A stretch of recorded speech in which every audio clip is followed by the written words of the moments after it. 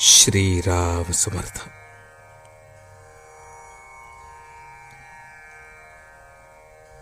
नामस्मरण व एकाग्रता.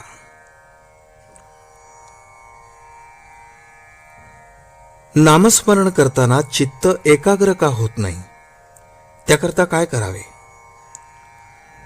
नामस्मरण करत असताना हजार तऱ्हेचे विचार मनात येतात, हे खरे.